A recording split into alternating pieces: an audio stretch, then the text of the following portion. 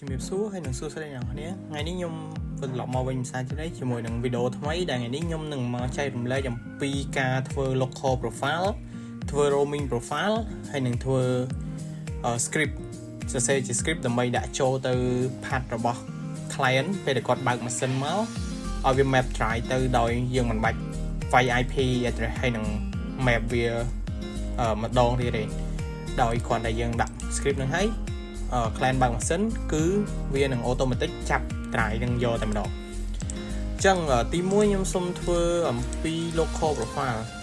អញ្ចឹងដើម្បីធ្វើ local profile បានគឺយើងត្រូវបង្កើត user ថ្មីដូចយើងបង្កើតកើត client ថ្មីដែរអញ្ចឹងខ្ញុំសូមយក new user ដាក់ថា user 2 អូខេ user 02 អូខេ password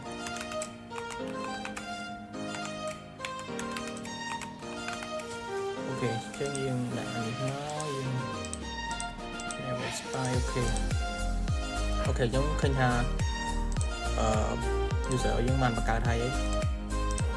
ចឹងខ្ញុំសូមចូលទៅកាន់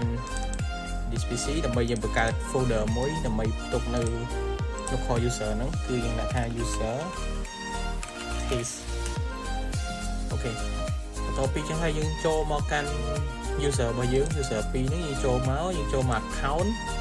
យកមក profile យើងឃើញថា profile path ចឹង profile path គឺយើងដាក់នៅ folder ដែលយើងបាន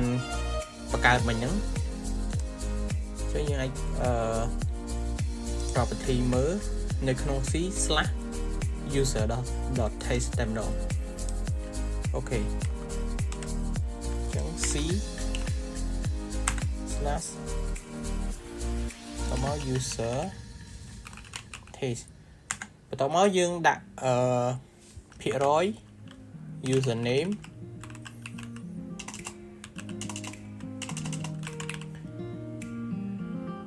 និងភាគរយអញ្ចឹងយើងដាក់ចេះគឺពេលយើង apply ទៅគឺវា automatic ចាប់នៅឈ្មោះ user របស់យើងតែម្ដងអូខេឃើញថាវាចូលទៅ user 02ត្រូវហើយអូខេអញ្ចឹងបន្ទាប់មកយើងចាប់ផ្ដើមទៅបើកម៉ាស៊ីនមកអញ្ចឹងគឺនេះគឺជាម៉ាស៊ីន plan ប៉ុន្តែយើងត្រូវប្រកាសថាម៉ាស៊ីនហ្នឹងគឺបាននៅលើ domain ជាមួយគ្នាហើយខ្ញុំសូមឲ្យថាយើងរបស់យើងមុនហ្នឹងគឺ user 02 @taste.local អូខេ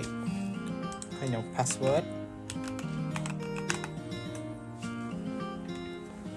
ចឹងយើងរងចាំវាបន្តិចទៅវានឹងធ្វើការ login ចូលទៅអូខេឃើញថាជោគជ័យ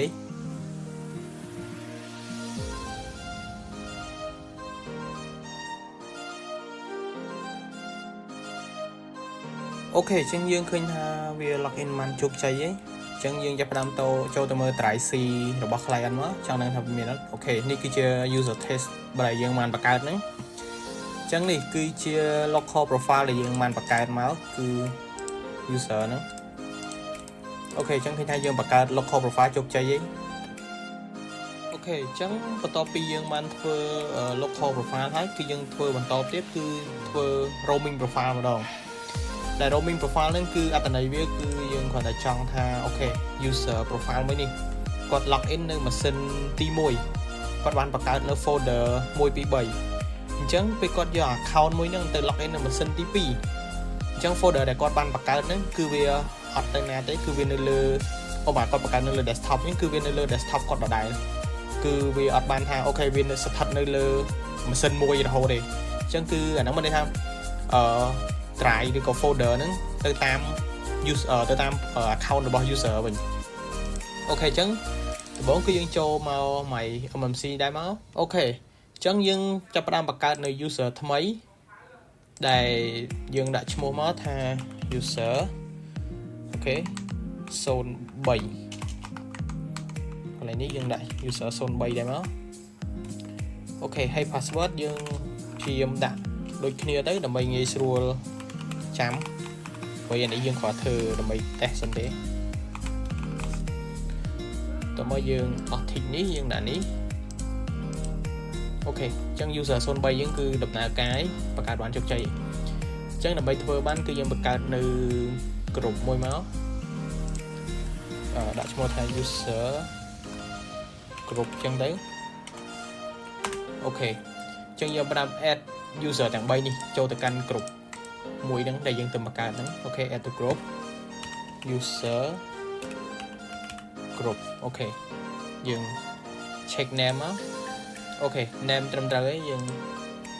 trong đây là user bạn add cho từ hỏi vậy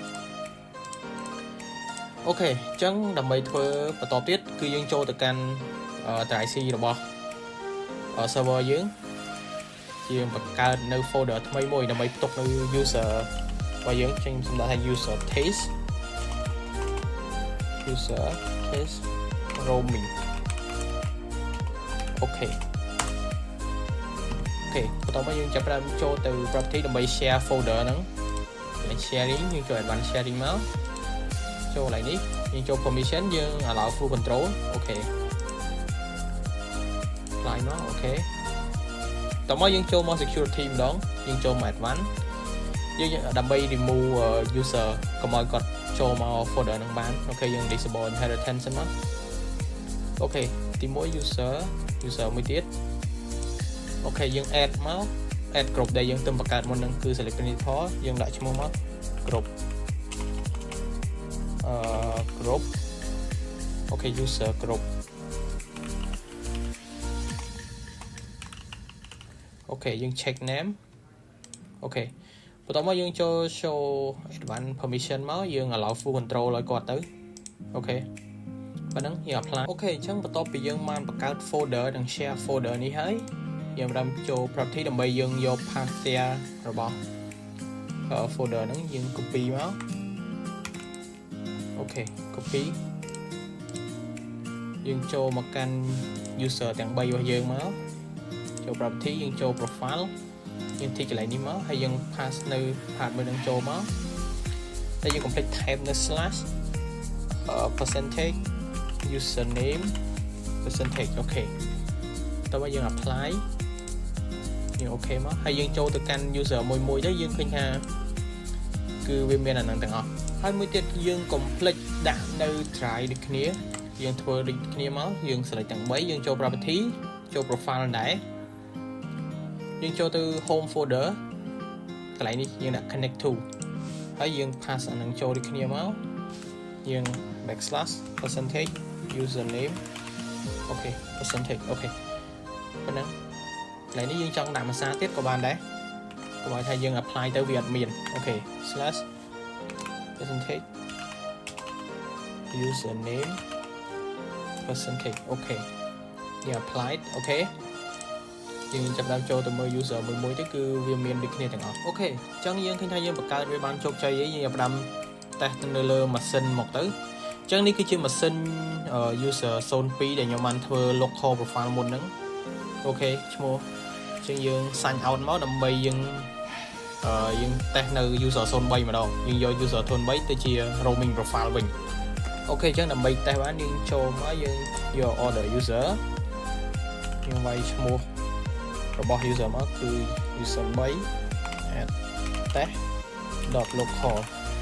និង password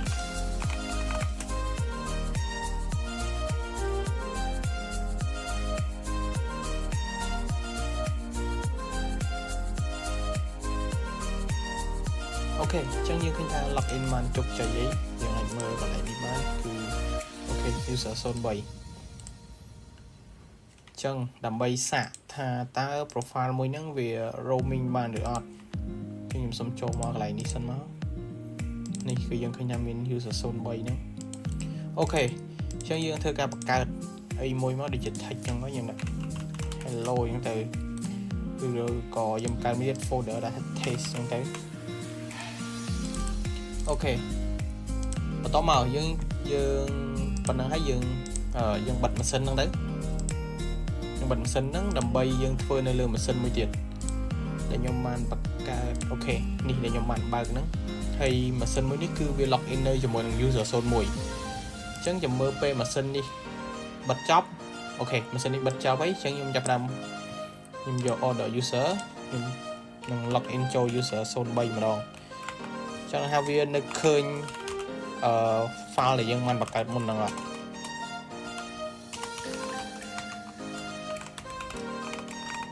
ok chẳng dân khi tha roaming profile dân chụp chơi ấy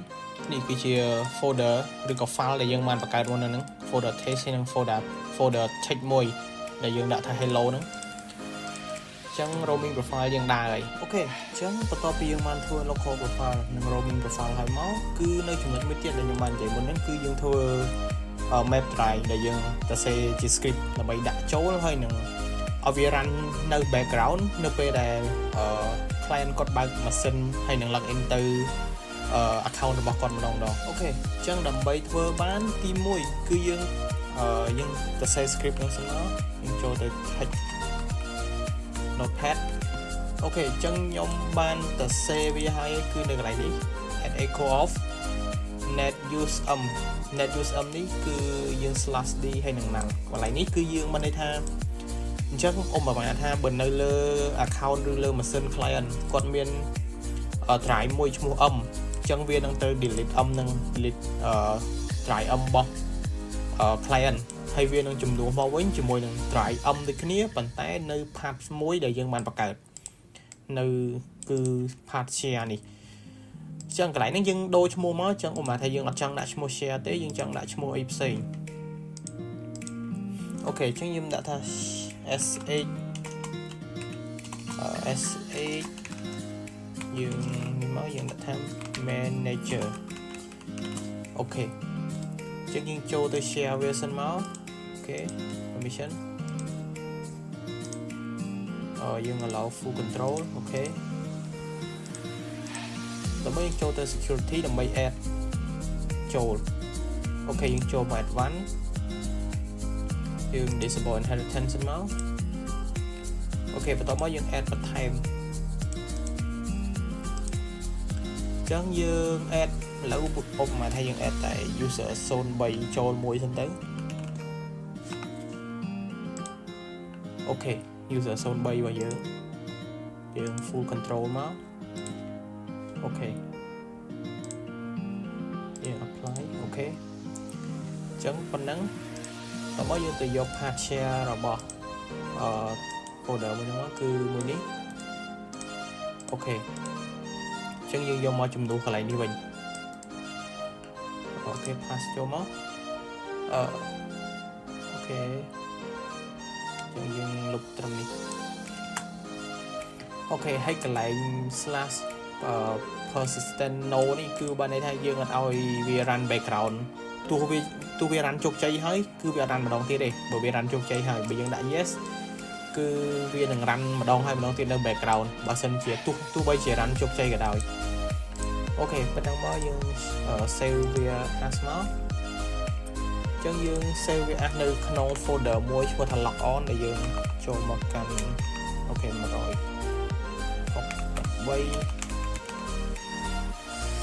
អូខេអញ្ចឹងយើង save វានៅក្នុង log on នេះមកយើងដាក់ថា log on អូខេដាក់ថា log on យើង save វាជា cmd មក .cmd អូខេចឹងយើងថា save វាជោគជ័យហើយចឹងយើងអាចចូលទៅឆែកមើលបាននៅក្នុងរបស់យើងហ្នឹងអូខេគឺ log on អញ្ចឹងបន្ទាប់មកគឺយើងចូលទៅ my mmc ម្ដងទៀតដើម្បីយើងដាក់ log on script ឲ្យទៅកាន់ user របស់យើងអញ្ចឹងដើម្បី apply ទៅលើ script ហ្នឹងទៅលើ user បានគឺយើងចូលទៅកាន់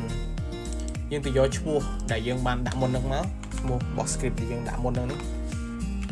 យើងចូលទៅយកវាមកគឺយើងដាក់ថា log on អូខេយើងមិនចាំទេយើងគ្រាន់តែចង់យកឈ្មោះអូខេ copy យើងចូលទៅ profile របស់ user យើងមកហើយយើង pass ចូលហើយ complete គឺ .cmd អូខេហើយយើង apply អូខេ chẳng dương châu một mưa nơi lời user dương quánh từ kênh hạ ton đài dương sign out mùi dân nó ok dương sign in vĩnh trong đăng thảo việt đập mã cả folder mùi nắng ok dương châu từ căn file explorer và dương nó ok trước khi thao SX manager bảo dương cứ bàn màu ấy để dương bàn đặt script môn nữa cứ dương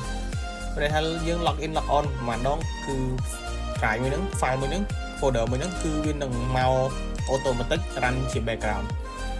ok trong video này nắng miền tập phần nắng học quân